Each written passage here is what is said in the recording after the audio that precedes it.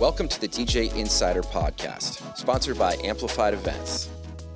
It's the only podcast where we break down insider information from our weddings, experiences, and advice from over 15 years in the wedding industry. We're your hosts. I'm Mike Kane, owner of Amplified Events. And I'm Chris Zart, general manager of Amplified Events. Let's get into it. Hello, hello. Hello, we back. New year. We are back. Season 2. Yes. Electric Boogaloo. Did we think we were going to make it this far? Yes. Yeah. Oh, definitely. No, it's been good. We've had we had a couple and had Jenny on last week, and now it's Chris and Mike back in the studio, ready to kick it old school. Yeah. And for talking about end of the year, things are going to slow down. We've actually been pretty busy, I feel like. It's been every weekend. Every week they got something going on to kind of catch the group up. We had an awesome company party, basically the 30th, right before the new year. Then the next week I did an 80s night, which was bitter cold, but the jams were warm and tight and kicking it old school. Yep. Let's see what we did. We did a corporate party at a casino, which went really well, and you and I both got lucky at the casino. Won money. We both were up money, so that was good.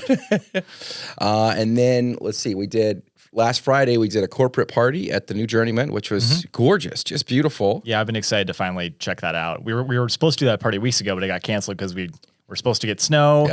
Yeah. There was a lot of these we're getting a snowstorm, and nope, didn't happen. But it was cold. So they everything kept getting pushed back. Right. And then, when we did a wedding on Saturday in Chicago, which absolutely beautiful hotel, Sofitel. Yeah, first time being there. Yeah. But staff was great. The planner that we worked with, she was awesome, just on top of it completely. And hotel was very cool. Yeah. So let's just kick it just most recently, the corporate party Friday. Highlights, lowlights, lessons learned, things we... Yeah, it was good. The biggest thing for me was it was just nice getting the lay of the land because I'm going to be working weddings there in the future. So it was just nice checking out the space, kind of getting familiar with everything, working with the team over there, which was great. Compared to most corporate parties and things we talk about, especially when it comes to dance floor, we talk about how we struggle because the social risk. We kind of gotten into that before. But what was nice is going into this party, they kind of let me know right away, hey, we understand we want to DJ for good music. We need a microphone and make some announcements, stuff like that. But we're not looking to get a huge raging dance floor going. So they set their expectations realistically, yes, which was nice going into it. And we got a good few people dancing. We did a lot of requests that, we had a select few people that were on our team and they were just we're here to party. Yes. So those people were fun to hang with, but overall it was just a very chill night. Yeah. So both that party and the other corporate one, they ended well. Yes. I felt like it was a good floor, which meant people stuck around. They were happy. They enjoyed it. Right. If we finished strong, which I think is always important. But yeah, I was, awestruck by just the beauty of the venue, the ease of the load in, the signature cocktails were on point. But yeah, it was a really cool event. And yeah, it's always nice when people planning the party really understand what they're buying. Right. And so that as a vendor, that makes it a lot easier to perform at a level that you're this is good. We're good. Yeah. And everything went really well. People really used the photo booth. We had a decent dance floor. We had the microphone. They did it right too. There wasn't a ton of speeches. There wasn't a ton of giveaways. Both parties were like that. Yeah, they didn't do a lot of that. They didn't bore the people with an hour and a half speech. Yes, first guy, he was German, so efficiency. Oh, beautiful. It's not also a lot of ABBA that he wanted, so that really made, I would say that was probably my highlight of that party, was the amount of ABBA, to the point of where he had to come up and say, maybe not so much ABBA. Maybe it's time to do less ABBA. And we're okay. That's fine. If it's that time, it's that time. I could go all night. But sweetest guy, really cool, just a cool party, cool group. We got a lot of compliments, on our setup and on our DJing and stuff, which was cool. It was just a fun event. And then, the last Friday was amazing.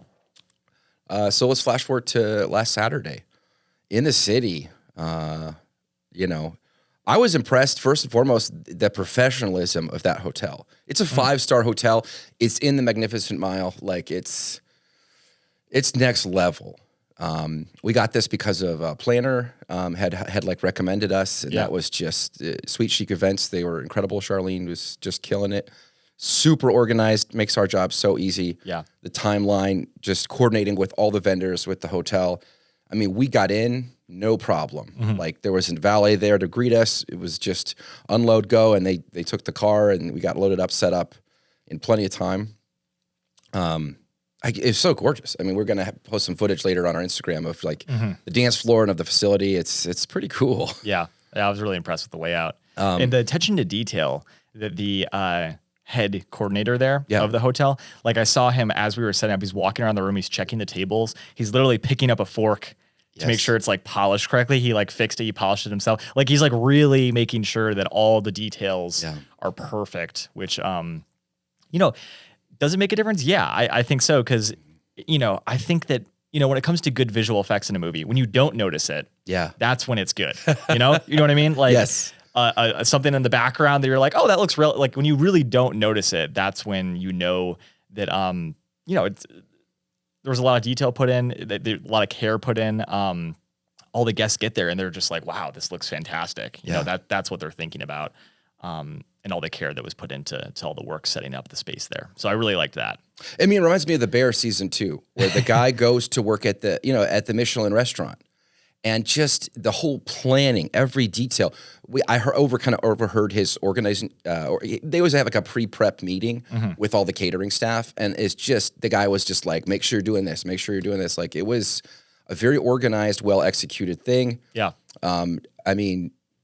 It was phenomenal. Everybody in the whole hotel was professional and kind and helpful. I had trouble finding the bathroom. It's that kind of just fancy. And the guy's like, oh, right this way. And I think he was like a custodian or janitor, you know. But it was top notch, everything. The food was incredible. Yeah, food was very good, yeah. Yeah, and it was just like chicken and broccoli rabe and polenta. Just some like tanju. Like, yeah, it was really good though. Very, very solid cooking. And then dance floor. This couple had like 3 different playlists they gave me of like music. They were like, they kind of did it right, where they're like, this is stuff we'd like to hear, and this is kind of when we'd like to hear it, but we trust you, kind of do your thing. Use your best judgment. Yes. Yeah. So we did some oldies, some Motown hits, some, you know, memorable classics. Then we moved into more some like 90s, and then some more modern kind of like hip hop and kind of crowd pleasers from typical wedding stuff. And so I did the first half of the night to kind of get that stuff. And then you took over, which I was really thankful for, because sometimes DJs, you have a vibe with the crowd, a connection, and you just understand that crowd. And it's obvious because of your song selection. And for me, I was just having trouble connecting, I felt. You know, right when I started, literally right after the first song, a girl came up and was like, hey, you'll probably do this. Slipknot, play some Slipknot or Tool. She's like, we just got my friend's wedding. It was like a heavy metal wedding. And you seem like the kind of guy you would play some Slipknot or Tool. And I was just like, this crowd, I'm disconnected, you know? Right. And then someone else came up and was like, can you play that? Like, don't you wish your boyfriend was hot? And I was like, what is that song? So I guess like, you know, Google it, and I was looking at Spotify, couldn't find it. And then someone else came up and was like, don't you wish your girlfriend? And I was like, Pussycat Dolls, don't ya? The song, you know, Busta Rhymes. So then I was we were able to play it, but right. From your set, any like notable things that you remember that stood out to you, moments? Oh, you know, I mean, just kind of going in, I just started doing my thing, and then I just found the groove of what they were in. I'm really trying to remember like the kind of the list of what I was playing around that time.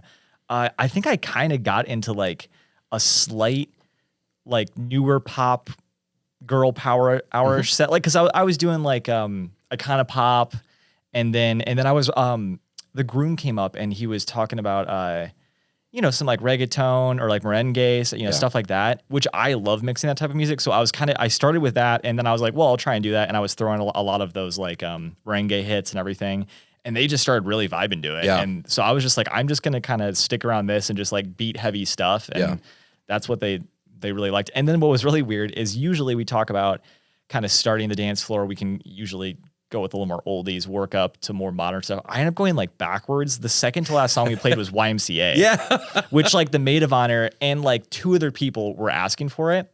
And that happened with, I can't remember the name of the song. It was Soldier Boy. Yes. And we worked up to that. And I had a lot of people asking me for that. And when I dropped it, it was great. But like I could tell, I mean, this is something I wrote down I wanted to bring up. I could tell like energy was kind of dying out. I was doing really good for an hour, and then last like 20 minutes, they were getting tired. I did YMCA. That brought all of them back out. And I checked the clock, and like we're always trying to time, like we're going to 11 that night. So like we're always trying to time like end this song, at this point. We want to be going as close as we can, to the minute, but we don't want to go over because venues really don't like that. They want us to be done. They want to pack up and leave. Everyone needs to go home. But we also don't want to end so early that, the people paid for our time. But, Yes.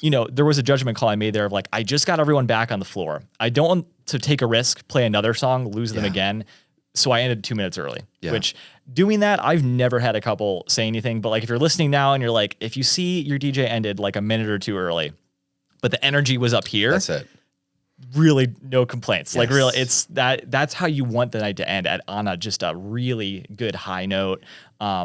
I got everyone back out there. I'm like, we just got it. And it was Last Dance Donna Summer. Yeah. Oh, so that was like, perfect. come on. And then you have the slow build up again and everyone was singing along, got into it. It was just a great end of the night. I had a lot of fun. They're really, really nice people too. Oh, So super was- nice. that was Everybody cool. was, and man, that best man had an incredible speech. That was, when we talk about usually shorter is better, his was longer, but it was so heartfelt and it was on a mission. Yes. The story from beginning to end, it was necessary to say all of it.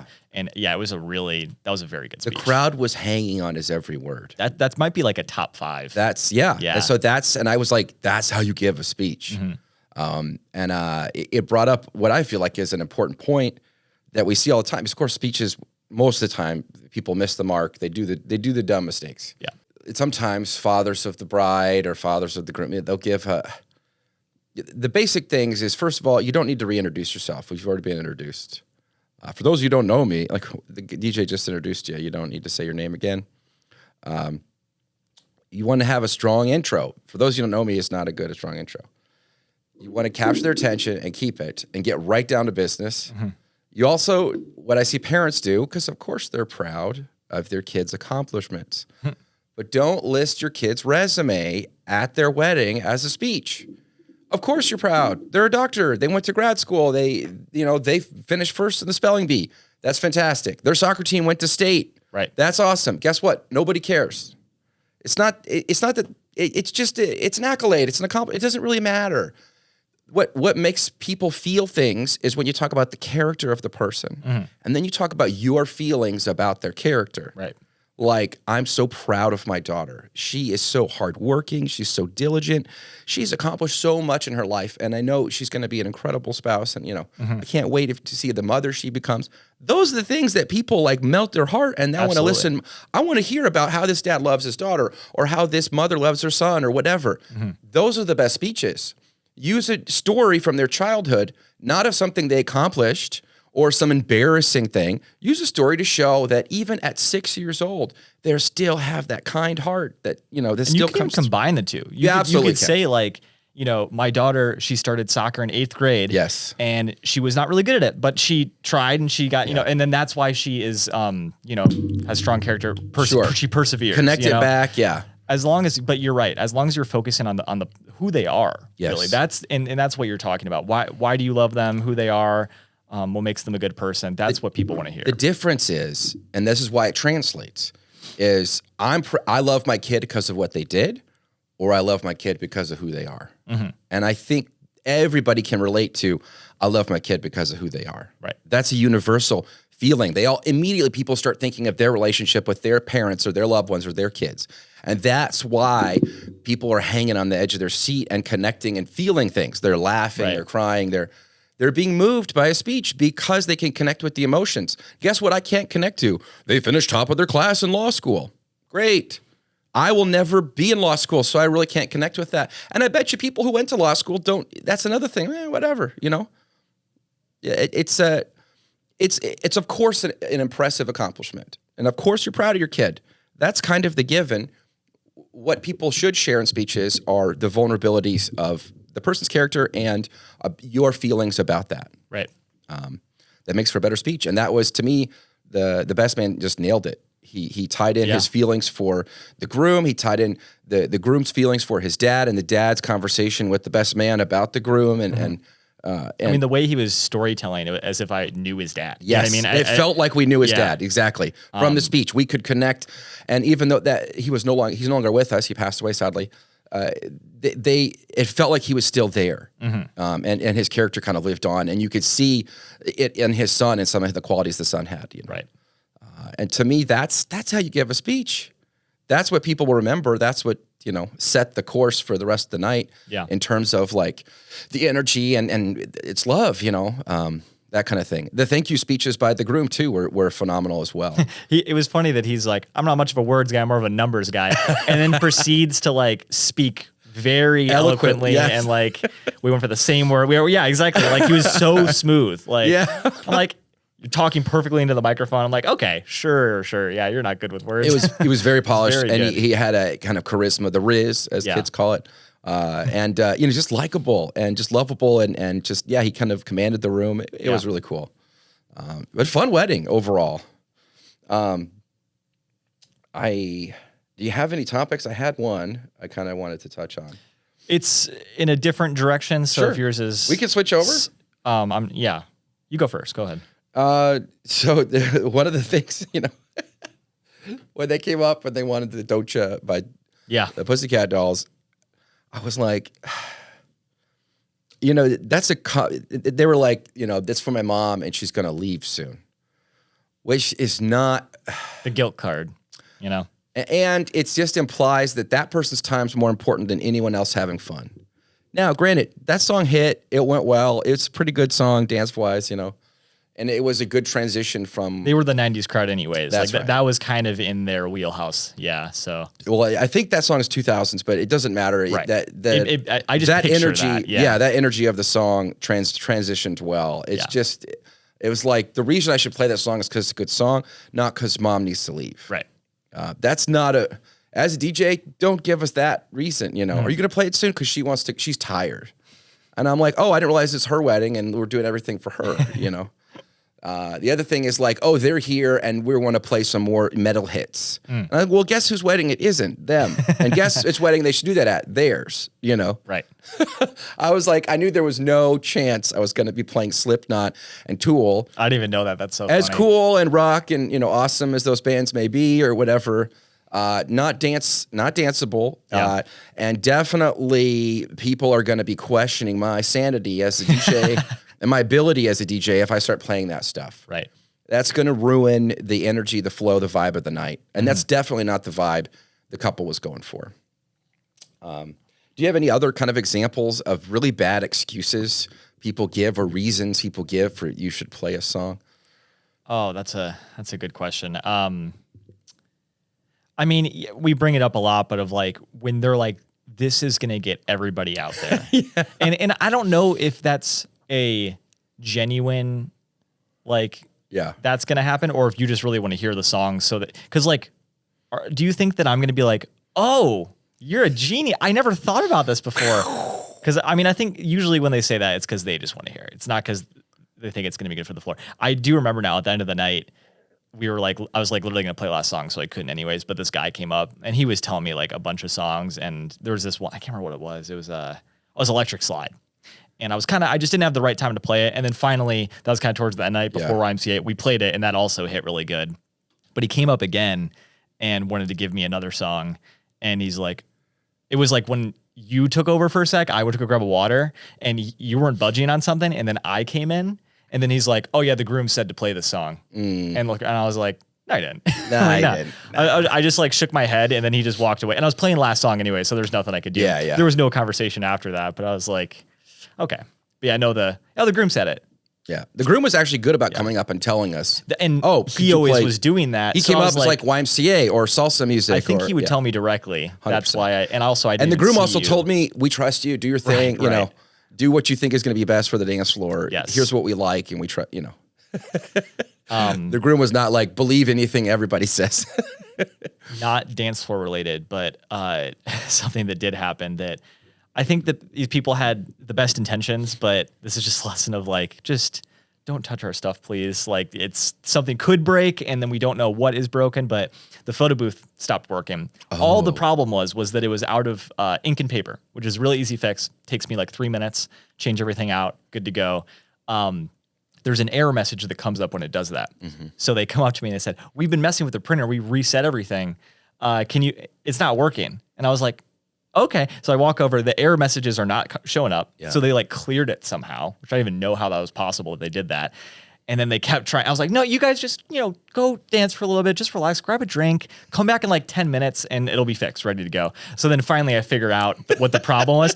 But it's like, and then it actually took 15 minutes, would have taken me 5. Yes. If it was never messed with. Twice and as they long as you had grabbed to me. diagnose what they did and Right. undo it. Yeah. Because I thought it was a separate problem. Yeah. So I was trying to fix it. I figured out it was something really simple, changed out, no problem. But yeah, it took like 20 minutes to get the printer up and running, where it would have just been 5. Yeah. And they were very kind. They really just wanted it to be fixed. They were this group was taking pictures all night. So I was like, I know they just wanted to keep it going, but in the future, like that could have been worse. Like they could have really broke something and then it's gone the rest of the night. Yeah. And then that's on us pretty much, but Yeah. just It's not yours. don't touch it. Don't touch it. Come get the person whose it is and they'll fix it or, Yeah. figure out the problem. But yeah, it's a lot harder to fix when they've triggered the self-destruct sequence of the Right. printer.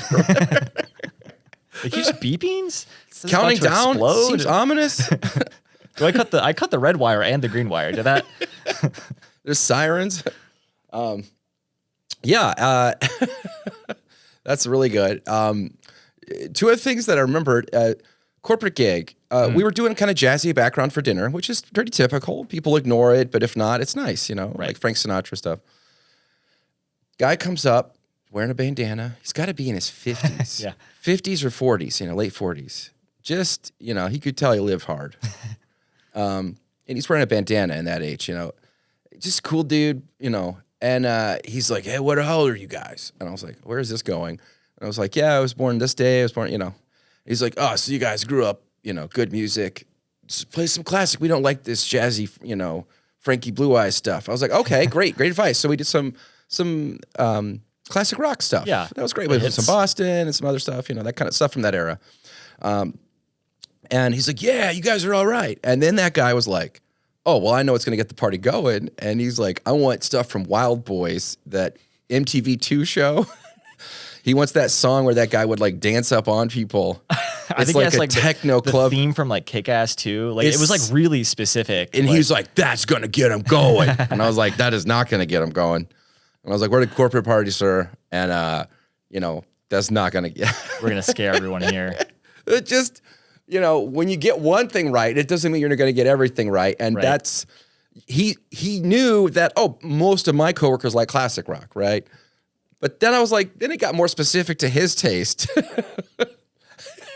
And stuff he thought was funny and maybe stuff he parties to when he's at home. Yeah. Not the stuff that, This is why generally just leave it to us. Like we love request as suggestions, but we're always trying to do what's best for the dance floor. We're never going to play a song because it's best for us. And I do play a song because I like it, but only if it's going to fit. It's going to be the right time. That's right. It first and foremost fits with what we think is going to be best. Right. When stars align, that's great. I love when I can play a lot of music that I can vibe to. If I can play Talking Heads at a wedding, that's awesome. And when I'm enjoying it and I can also see people are enjoying it, like that's the tip of the iceberg for sure. But I would say, just leave it to us. We know what we're doing. Yeah.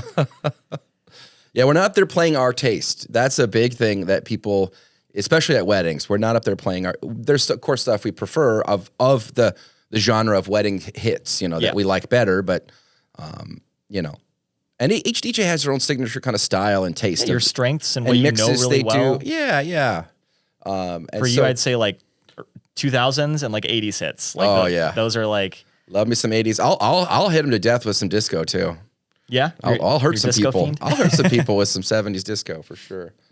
And then the last thing was like I had this woman come up to me because we were doing the Motown oldies, and we've been hitting it. In her defense, we were hitting it 30 to 45 minutes. Is this the wedding? The wedding. Back to the wedding. Yeah. Okay. And this woman comes up. It's like, "Are you going to be playing this old crap all night?" And I was like, "Well, I was just kind of. This is the couple requested this. I'm just hitting this as an early section of the night, and then we're going to move on to more modern, hit type stuff." She's like, okay, good. Because anything I can dance to and have, And I was like, well, what would you like? Is there any songs you would like to hear or artists you would like or genre? And she had nothing. She just wanted to come out and complain that I was doing a bad job. She didn't want to contribute to the party. She just wanted to come up and tell me I was lame. And she wanted to basically just humiliate me and make me feel bad. And or like complain mostly about what I was doing and that she didn't like it. And once I explained to her that I showed her like, oh yeah, these were just songs requested by the couple, and that's why I was trying to make them a priority because it's what they wanted. And there's a lot of people here, different ages. We want to give them a chance to dance. And then right now, literally, we're just about to transition into some newer stuff. And then she just kind of walked away. But to me, it was just it kind of soured me. It was just very, upsetting, frustrating because it's like, are you serious? Like, what? I don't even know you. You're coming up to a stranger to tell them like, it's rare that I've ever had that because we've both have had interaction multiple times. I've never had someone who's actually been like, oh yeah, you could play this and this. There's no advice given. It's just a comment, Yes. Well, they just want to complain or comment that you're doing a bad job or, And yeah, if you're a guest at a wedding, just know that like if we're playing something, I mean, there are DJs that they just play bad music. There's not good DJs out there. And how is she to know? She's not a listener of the podcast. I get it. But generally, like for us, if we're playing a song and like it's not like the hottest it could be, there's usually a reason why we're playing it. It was because the bride and groom wanted it. And it is great. We've had also probably those interactions of when you can kind of flip it the other way of like, I had the maid of honor one time and I brought this up before, but she was like, stop playing this country. This is terrible. Yeah. And then the bride literally 2 seconds ago and I was like, oh, I just asked me to play this. Yeah. And then the tones shift. She's like, I'm so sorry. She did kind of back down when I showed her the list. Right. And I was like, yeah, this was so I was just kind of hitting those. There's a reason for this. But I love when I put it back on her. What do you think would improve this party? I'm all ears. Do you have a song you want to hear, an artist? She had nothing. She just wanted to complain. She didn't want to improve things. Right. And immediately it sorts out. Because sometimes people are like, yeah, actually, I think me and the bride love this kind of songs, or the groom loves this. If they gave me, then I would really honestly consider it and try to play it. And I've had people do that, but most of the time when they come up with that attitude, like you're a lame DJ, you're doing a bad job, and I don't like what you're doing. They don't ever come up with like, here's what they should do instead. They generally say, well, play something good or don't play this. Right. This stuff that you're playing now sucks, It's just, it's so disheartening as DJ, as frustrating. And generally, sometimes our hands are tied. Like I'd love to play banger after banger, but then I'd have old people come up doing the same thing you're doing, which is complaining that we're not playing oldies. Yeah. We've gotten better at this. Every year we get better at this. We learn more, learn from our mistakes. What's something that you wish if you could go back to your younger self and tell yourself, what advice would you give to young Chris DJing to, improve his skills or avoid some of the heartache or frustrations you've experienced? I think something that I've really realized the past like 2 years or so, like more than ever, but I wish I would have really, and I think this is something that just takes time. It's not something you can start with, but it's just to trust yourself. Like the decisions I would make when it comes to playing a song, sometimes I would feel like, oh, should I be doing this? Especially if like a guest is upset about the music I'm playing, whatever. Just all the social pressures that make me think I'm making a bad decision when generally I know what's going to be good for the party. Yeah. So yeah, just trusting myself. That's a huge one. And then I feel like it would be a lot of the social stuff would be the other things like, just on the mic, just slow down. Like there's no rush to get anywhere. I just like, especially being younger, just having a lot of energy and then also like a lot of anxiety at the same time.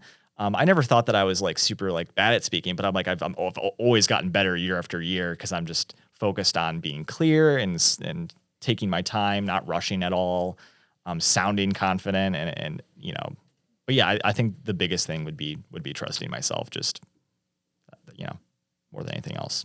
That's really good advice. For me, it's some along those lines.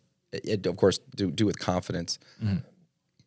But I think really it's setting good boundaries on like, here's what I do and here's what I don't do. Right. As a young DJ, I would say yes to everything. People pleaser, yeah. Yeah. And it just got me in way over my head and just got me in lots of trouble. And it's just something I wasn't good at or didn't have the equipment for. I had to rent or buy the equipment. And now I'll be like, just so you know, that's not what we do. Here, we do this instead, and we do a really good job at this specific thing. Yeah. But we don't do this. That's just not me. That's not my team. That's not my brand. That's not who we are as a company. If you want that, I can recommend some other companies that do that, or, we're not the right company for you. But if you want this is what we are. And I think that's the best thing, honestly. we're going to be happier as DJs. They're going to be happier as customers. Yeah. And the customers who want that are going to be happier either giving up on that idea, like, oh, we want sparkler cannons or whatever, Yeah. or because they're going to pay less money, right? Or if that's so important to them, they're going to be happier going with a company who does that and who's experienced at that. Yeah. And who can deliver that experience, rather than me trying to bend over backwards and do it all and do, we do pipe and drape. And Yes. I think that's the biggest thing a lot of young DJs make is they just chase the money. And this is our job. We want to make money. Obviously, we want to make good money. course. But It's a business. I'm genuine when I tell couples of like, if we're not the right fit for you, Yeah. it's okay. Especially, like if I know that, it's a Saturday and it's on a weekend in the season, we're probably going to be working that day. So Yeah. if I'm talking to somebody and I know like this is not the right fit, they should be with somebody else. I want them to have a good wedding. And if we're not, what they're looking for, they need to find someone who is. That's the most important thing. Yeah. It's like here's your basic, mechanic who will do your basic fix it kind of stuff and oil changes and will diagnose a problem and fix your car. But then there's mechanics or people who do custom upgrades. They will custom design a piece or they understand these systems. They understand how to make your car look better, run better. And you want to hire the right person for the right job. Mm-hmm. If you're looking for that, you want to hire it's going to cost more money to do a custom job on your car. But if you're looking for somebody to change your oil, you can find a lot of people to do that. That type of thing. And so I think, just as a DJ, it's taken a while to figure out who am I, what am I good at, what kind of service, what are the things that I know that we can do and we can do a great job at, that we can deliver that outcome that couples are looking for. And it always comes back to those key things is that we listen to what you want. We'll do a professional job mixing the music. We'll take your requests and your guest requests into account, but we're about throwing great dance parties. We're going to professionally MC, but we're not going to take over and make the party lame and cheesy and make it about us. Right. And those are kind of our key things that we do. That other companies they'll play everything. It's just going to be like a jukebox, or they'll do a playlist. They don't actually mix music. Other companies will not MC, or they'll MC in a very loud, cheesy way, Right. And so that's, to me, those are kind of our core guiding things that we do that make us different. And I don't know, just as a young DJ, I would tell myself, just stick to what you know. Right. Don't chase everything. And Yeah, like you said, you're only going to hurt yourself, and they're only going to get hurt. you don't want to be the Walmart of DJ companies. Right. Or maybe you do. The lowest price, the most services, you offer smoke cannons and pipe and drape and, I think a lot of it too is like we have, starting this company, we both worked a lot of weddings with heavy equipment, big set, just everything that we did not want. I think that a lot of our structure on how we've done things is avoiding all of the things that we used to hate doing. Yes. know? Yeah. We had stairs from our storage to the car. Like there's so many things that are like, let's not do it this way because it's painful. And it'd be nice to have this. We're working a lot of these days throughout the year, and they're long days. Yeah. Let's do it the way that we want to do it. By the way, too, there are companies who do pipe and drape, and they do a great job. Yeah. And I know a DJ who kills it at pipe and drape, and because that DJ holds himself to professionalism on every level. Right. And he's decided this is a service that I want to offer to my clients, and I'm going to do it with excellence. Right. But there's DJs, he's not who I'm talking about. I'm talking about DJs who are like, we offer 30 different services because we just want money. Yeah. This DJ is like, I want you to have a great wedding, and I actually offer this service, and I do a great job, and I love doing this because it makes a wedding look beautiful. It transforms the space. But like jack of all trades, master of none. That's right. That's the difference. But that DJ, that's part of his brand, is doing the stuff like that. But I'm talking about, you're not really doing anything with quality and care. right. There's DJs who are just like, whatever. They want the latest, greatest 360 booth, or they're just chasing they haven't settled into who they are and what they're offering and their brand. Yeah. They're just, here's the new latest tech or the new latest thing. And that's what we do. Mm-hmm. So Yeah, we found that just our formula, how we do things, that's That the works thing for that us. we can put 110% of all of our care into. yeah. So I think if you're a customer and you're looking at DJs, you're going to see the difference because they're going to talk more about your day, about the performance, you're not going to feel like to me, a sales experience with those guys is going to be like, have you thought, would you like this? Would you like this? Would you like this? They're going to be constantly trying to get you to More so you're upgrade buying and a do- product instead of what you should be doing, which is usually buying experience or a performance. Yeah. Yeah. Or a person or a company. Yeah. That's, it's and the focus is more on like, you know, here's what you can do, here's what we do. And they're more like, it's more of like a conversation rather than, you know, a pressuring, you know, have you thought about laser lights? And would you like laser lights? They add a lot, you know, what about your smoke machine? That's going to make the laser lights look good. And then we've got this other thing that's going to make the smoke machine good. You know, DJs have freaking laser beams on their head. it's just a race to get you to pay more money for more things that may or may not add value. Right. Or may or may not stuff you actually want. So I don't know. That's just my take. No, I like that. That was a good question, though. I wish I could go back and tell younger Chris how to DJ better. Well, the good news is we can tell older Chris, and we can This is true. keep working through that. Did you find your thing? You Yeah, want to save it for next time? I think so. I can kind of, I guess, tease it, but something that we kind of have already talked about it, but I just want to focus on it more. But of just, you know, the weddings that could have been, the parties that could have been. You know, we saw like things were going right until they weren't, or you know, things could have gone really good, but these factors led that to happen. Usually, you know, what I would say the biggest one would be is too many planned scheduled things. Oh, We're throwing the dance floor, first hour, it's killing, it's going great. Let's stop everything and do something. Okay, and then we're going good again, and let's stop everything again. And then it's just like, and then everyone's like, okay. And then, you know, it ends lackluster when I know I've left weddings like that, and I'm like, this could have been going just a rager from the start to the finish if we never broke it up. But that's something we can touch on in the future. weddings that could have been. Yeah, weddings it's that just could have been. one or two things went differently. Right. It would have been an epic. Yes. And a lot of them too, it's like, I'll leave and I'm like, no, that was a solid like 8 out of 10. Like it was good, but it could have been a 10 out of 10. Like that Yes. could have been the wedding of the year. And to me, like that's the stuff that couples and vendors, you know, people should know. Venues. What are the things? Yeah, what are the things that hold a wedding back from being just a more epic experience? And we try and have that conversation ahead of time, and we try and talk about that on the podcast so you know to avoid it. But we'll get into that more next time about things you should definitely avoid because, like we said before, you get one shot at this. Let's do it right. Let's have a good party. Yeah. Yeah. I love it. Awesome. Well, guys, this has been the DJ Insert Podcast. We appreciate you listening. And we'll keep bringing the hits. I'm Mike. I'm Chris. We'll see you at your wedding.